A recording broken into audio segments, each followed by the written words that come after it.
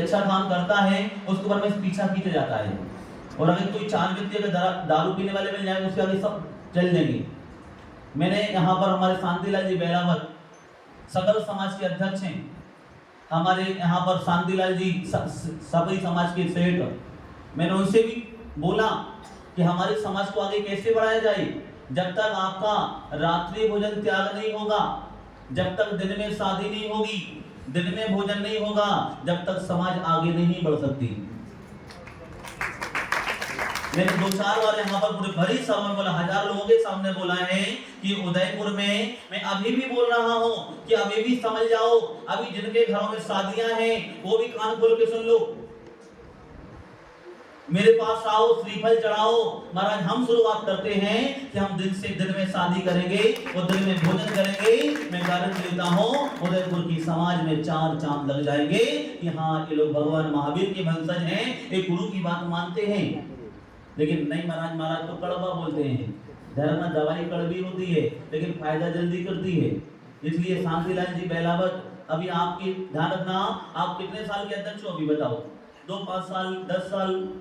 लेकिन आपके अगर आप सकल समाज के अध्यक्ष हो और हमारे शांतिलाल जी सेठ हो, आप भी सकल समाज के सेठ हैं, तो आपके पूरी समाज के सामने एक समाज को एक चातुर्मास में एक नई ऊर्जा मिलनी चाहिए कि हाँ उदयपुर की समाज अब धर्म संपन्न हो गई है, अब दिन में भोजन और दिन में शादी होगी, तभी हमारा चातुर्मास करना सार्थक होगा। ऐसे हमारे राज्यपाल जी, मैं उनसे कहना चाहता हूँ कि आप समझाइए, शांतिलाल जी को बोलिए, जितने अध्यक्ष हैं, जितने भी आपके विधायक जी हैं, बढ़िया सभी की मीटिंग करके ये क्या ध्यान रखना, रात को खाना अच्छी बात की बुरी बात है?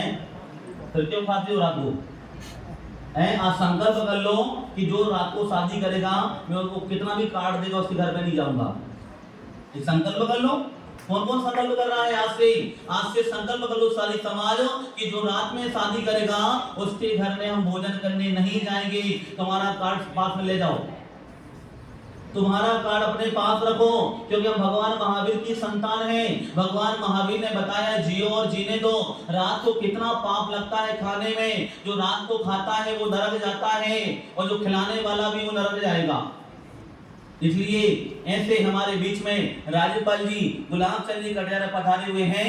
मैं उनके जो माँ बाप हैं उनको मैं धन्यवाद देता हूँ कि देखो ऐसे रत्न को पैदा किया कि आज हमारे देश समाज का नाम रोशन कर रहे हैं। कि देखो हमें अपने आप पर गर्व करना चाहिए। हम इतनी छोटी छोटी बात, भगवान महावीर ने 3 सिद्धांत बताए हैं। दिन में भोजन, ध्यान रखना, पानी छान के पीना, क्या बताया ताराचंद जी?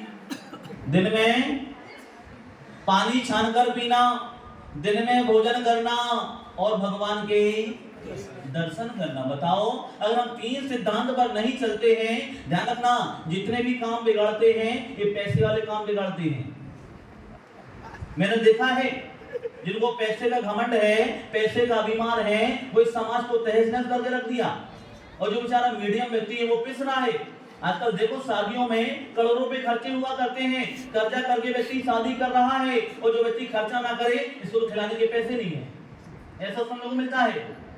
अरे भैया तुम पैसे वाले हो, तुम्हारे नीचे वो उनके 2-2, 3-3 बच्चे हैं, अगर वो व्यक्ति कहां से लाएगा 2-2 करोड़ रुपए शादी करने के लिए? कहीं से कर्जा करेगा, फिर बाद में तलाक हो जाएगा।